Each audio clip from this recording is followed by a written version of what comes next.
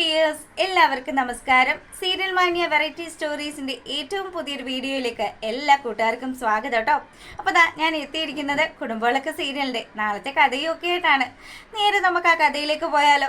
അങ്ങനെതാ നമ്മുടെ പ്രതീഷ് ജയിലിന് വെളിയിൽ ഇറങ്ങുകയാണ്. പ്രതീഷിനെയും കാത്തുകൊണ്ട് അവനെ എങ്ങനെയെങ്കിലും തൻ്റെ പക്ഷത്ത് നിർത്തണമെന്നുള്ള ചിന്തയോടുകൂടി നമ്മുടെ രഞ്ജിത അവിടെ കാത്തു നിൽക്കുന്നു.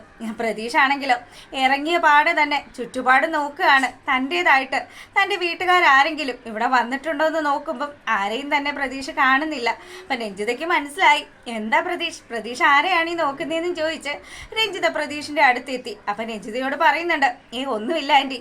അല്ല, നിന്റെ വീട്ടിൽ നിന്ന് ആരെങ്കിലും വന്നോന്നാണോ നീ നോക്കിയെന്ന് ചോദിക്കുമ്പം അതൊന്നും അല്ലാന്നും പറഞ്ഞ് പ്രതീക്ഷ ആ ഒരു വിഷയം മാറ്റാൻ ശ്രമിക്കുമ്പം രഞ്ജിതയാണെങ്കിലും സുമിത്രയെക്കുറിച്ചും അതുപോലെ അനിരുദ്ധിനെ കുറിച്ചും വളരെ മോശമായിട്ട് സംസാരിക്കുകയാണ്. എടാ മോനെ, നിനക്ക് എന്തെങ്കിലും അറിയോ? ശരിക്കും പറഞ്ഞാൽ ഈ ജയിലിൽ നിന്ന് പുറത്തിറങ്ങുന്ന സമയത്ത് ഇവരെല്ലാവരും കൂടെ നിന്റെ വീട്ടിലേക്ക് വിവരങ്ങളൊക്കെ അറിയിച്ചിട്ടുണ്ടാകും. അങ്ങനെയാണെങ്കിൽ നിന്റെ അമ്മയും കൂടപ്പുറപ്പും ഒക്കെ ഇവിടെ കാണേണ്ടതായിരുന്നു. പക്ഷേ അവരാരും നിന്നെ കാണാതെ ഇങ്ങനെ അകന്ന് നിൽക്കുന്നുണ്ടെങ്കിൽ അവരുടെ ഒന്നും ജീവിതത്തിൽ നിനക്കൊരു സ്ഥാനവും ഇല്ലെന്നാണല്ലോ അർത്ഥം. അങ്ങനെ ഒരു ബന്ധവും പ്രതീഷിനും അമ്മയ്ക്കും ആങ്ങളയ്ക്കും തമ്മിലൊന്നും ഇല്ലാത്ത രീതിയിൽ ഈ രഞ്ജിത ഇങ്ങനെ പറഞ്ഞു വെക്കുമ്പോഴത്തേക്കിനും ഇതൊക്കെ പ്രതീഷിന്റെ മനസ്സിലേക്ക് ഇങ്ങനെ ഇടിച്ചു കയറുകയാണ്. പ്രതീഷ് പറയുന്നുണ്ട്, സാരയില്ല, പക്ഷേ ഇതിനൊക്കെ കണക്ക് പറയണ്ട, ഒരു ദിവസം അവർക്ക് ഉണ്ടാകുമെന്നും പറഞ്ഞ് പ്രതീഷ് ഇങ്ങനെ സംസാരിക്കുമ്പോൾ രഞ്ജിത പറഞ്ഞു, അതെ, ഇനിയിപ്പോൾ എന്തായാലും നീ പുറത്തിറങ്ങിയല്ലോ, നിനക്ക് ജീവിക്കാനുള്ള കാര്യങ്ങളൊക്കെ ഈ രഞ്ജിത ആൻറ്റി ചെയ്തു തരാം.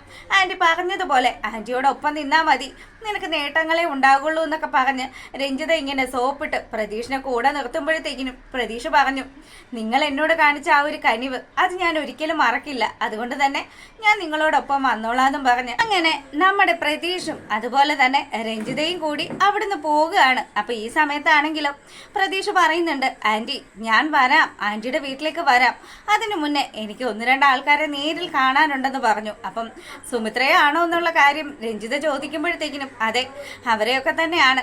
ഞാൻ ജീവിച്ചിരിക്കുന്നുണ്ടോ അതോ എൻ്റെ അവസ്ഥ എന്താണെന്ന് പോലും തിരക്കാത്ത എൻ്റെ അമ്മയെയും എൻ്റെ സഹോദരനെയും തന്നെ നേരിപ്പോയി എനിക്കൊന്ന് കാണണമെന്ന് പറഞ്ഞു. അപ്പം രഞ്ജിത ആഗ്രഹിച്ച കാര്യങ്ങളൊക്കെ തന്നെയാണല്ലോ നടക്കാൻ പോകുന്നത്. അതുകൊണ്ട് തന്നെ രഞ്ജിതയ്ക്ക് വലിയ സന്തോഷമൊക്കെ.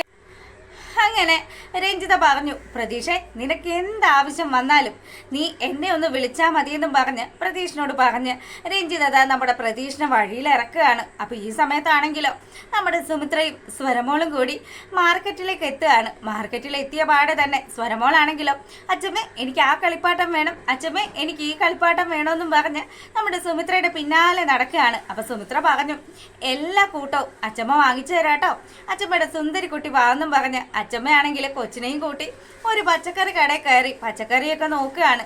സ്വരമോളാണെങ്കിൽ പുറത്തിറങ്ങിയ ആ ഒരു സന്തോഷത്തിൽ ചുറ്റുമുള്ള കാഴ്ചകളൊക്കെ കണ്ടിങ്ങനെ നിൽക്കുന്ന ആ ഒരു സമയത്താണെങ്കിലോ നമ്മളെ കാണിക്കുന്നത് പ്രതീക്ഷിത ഒരു ഓട്ടോക്കാരനുമായിട്ട് പ്രശ്നം ഉണ്ടാക്കുന്നതാണ്. പ്രതീഷും ആ ഓട്ടോക്കാരനും കൂടി തല്ലോടടുക്കുന്ന സമയത്ത് ഈ ഒച്ചപ്പാടൊക്കെ കേട്ട് സുമിത്രയും അങ്ങ് നോക്കുകയാണ്. പക്ഷെ സുമിത്രയ്ക്ക് മനസ്സിലായില്ല അത് തൻ്റെ മകനാണ് എന്നുള്ള കാര്യം. അപ്പം സ്വരമോൾ അത് ശ്രദ്ധിച്ചു, ഇത് ഏതെങ്കിലാണ് ഈ വഴക്കൊക്കെ ഉണ്ടാക്കുന്നത് എന്നുള്ള രീതിയിൽ നോക്കുമ്പോൾ സ്വരമോൾ പുള്ളിക്കാരനെ കാണുകയും ചെയ്തു.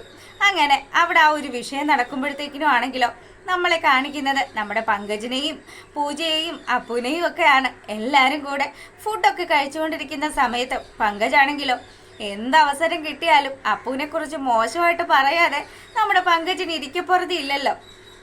ഇവൻ ഇങ്ങനെ സംസാരിച്ചു കൊണ്ടിരിക്കുമ്പോഴത്തേക്കിനും പൂജയ്ക്കാണെങ്കിലോ എന്തിനാ അപ്പുവേട്ടനെ കുറിച്ച് ഇങ്ങനെയൊക്കെ പറയുന്നതെന്നും പറഞ്ഞ് പൂജ പങ്കജിനോട് ചെറുതായിട്ടൊന്ന് പിണങ്ങി. ഞാൻ ചുമ്മാ തമാശയ്ക്ക് പറഞ്ഞതാണ് എന്നൊക്കെ പറഞ്ഞ് ആ പങ്കജ് ആ സീനങ്ങ് സോൾവ് ചെയ്യാണ്. അപ്പോൾ അപ്പു ആണെങ്കിലോ, അല്ല പങ്കജ്, എങ്ങനെയുണ്ട് നിന്റെ ബിസിനസ്സും കാര്യങ്ങളും ഒക്കെ? ബിസിനസ്സൊക്കെ നന്നായിട്ട് പോകുന്നുണ്ട് എന്നൊക്കെ പറഞ്ഞ് അവർ പിന്നെ കാഷ്വലായിട്ട് സംസാരിക്കുകയാണ്. അപ്പം എന്നാ ഒരു കാര്യം ചെയ്യാം, ഭക്ഷണമൊക്കെ കഴിച്ചു കഴിഞ്ഞില്ലേ, എന്നാൽ ഇനി പങ്കജിന് എന്തോ ഒരു മീറ്റിംഗ് ഉണ്ടെന്ന് പറഞ്ഞു. അപ്പം അതുകൊണ്ട് പങ്കജ് ഓഫീസിലേക്ക് പോയിക്കോ, എന്നെ അപ്പുവേട്ടൻ വീട്ടിൽ കൊണ്ടുപോയി ആക്കുമെന്ന് പറഞ്ഞു. അങ്ങനെ നമ്മുടെ അപ്പുവിൻ്റെ ഒപ്പം പൂജ പോകുന്ന സമയത്താണെങ്കിലും പങ്കജാകെ മൊത്തം ആസായി നിൽക്കുകയാണ്. എന്ത് ചെയ്യാനാണ്, ഇത്രയും നേരം തൻ്റെ ഒപ്പം നിന്ന പൂജ എത്ര പെട്ടെന്നാണ് മറുകണ്ഠം ചാടിയത് എന്നുള്ള രീതിയിൽ ഇവനിങ്ങനെ ആലോചിച്ച് നിൽക്കുമ്പം ഇവളൊരു ഭയങ്കര തന്നെയാണല്ലോ എന്നുള്ള രീതിയിൽ ഇവനിങ്ങനെ ചിന്തിക്കുകയാണ്. പിന്നീടാണെങ്കിലോ പൂജയും കൂട്ടി അപ്പുത ശ്രീനിലയത്തിലെത്തി. ശ്രീനിലയത്തിൽ വരുമ്പോഴത്തേക്കിനും അനിരുദ്ധും അതുപോലെ തന്നെ അനന്യയും അവിടെ ഉണ്ട്. രണ്ടുപേരും കൂടി സംസാരിക്കുകയാണ് അപ്പുവിനോട്. അല്ല അപ്പു, നീ എന്താ ഇപ്പൊ പൂജയും കൂട്ടിക്കൊണ്ട് വന്നതെന്ന് അനന്യ ചോദിക്കുമ്പം അതിനെന്താ, ഇതിനു മുന്നേയും നിങ്ങൾ ആരും ഈ നാട്ടിലില്ലായിരുന്ന സമയത്തും പൂജ ഞങ്ങളോടൊപ്പം ആണല്ലോ ജീവിച്ചത്. അപ്പൊ ഇല്ലാത്ത എന്ത് പ്രശ്നമാണ് അനന്യ ചേച്ചിക്ക് ഇപ്പൊ പറയാനുള്ളതെന്ന് അപ്പു ഒരു ചോദ്യം ചോദിച്ചു.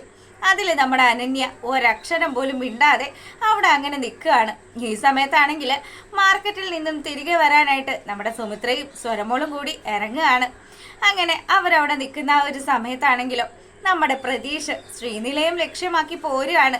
അപ്പം പ്രതീഷൊക്കെ വീട്ടിൽ വരുന്നതിന് മുന്നേ സുമിത്രയും സ്വരമോളും ഒക്കെ വീട്ടിലെത്തി. അവര് നമ്മുടെ അപ്പൂൻ്റെ അടുത്തൊക്കെ സംസാരിച്ചു. അങ്ങനെ സുമിത്രയാണെങ്കിൽ അപ്പൂന് ചായയൊക്കെ എടുക്കാമെന്നും പറഞ്ഞ് കിച്ചണിലേക്ക് പോകുന്ന ആ ഒരു സമയത്താണെങ്കിലോ നമ്മുടെ പ്രതീഷ് അങ്ങോട്ട് വരികയാണ്. അപ്പം പ്രതീഷ് വരുന്ന സമയം, അപ്പം ബെല്ലടിക്കുന്ന ആ ഒരു സമയമാണെങ്കിൽ അനിരുദ്ധാണ് പോയി നോക്കുന്നത്. അനിരുദ്ധ് പോയി നോക്കുമ്പോൾ കാണുന്ന കാഴ്ച തൻ്റെ അനിയൻ പ്രതീഷ് വന്ന് ഉമ്മറത്ത് നിൽക്കുന്നതാണ്. പ്രതീഷിനോടോ, പ്രതീഷെ നീ എപ്പം ഇറങ്ങി എന്ന് ചോദിക്കുമ്പോഴത്തേക്കിനും പ്രതീഷാണെങ്കിൽ ഒരു രൂക്ഷമായ ഭാവത്തിൽ അനിരുദ്ധിനെ നോക്കി അങ്ങനെ നിൽക്കുകയാണ്. അപ്പം പ്രതീഷിൻ്റെ ആ ഒരു കോലവും രൂപവും ഒക്കെ കാണുമ്പോഴത്തേക്കിനും നമ്മുടെ സ്വരമോളും അനന്യയും ഒക്കെ അവിടെ അങ്ങനെ നിൽക്കുകയാണ്. അപ്പം അനന്യയ്ക്ക് പേടിയായി.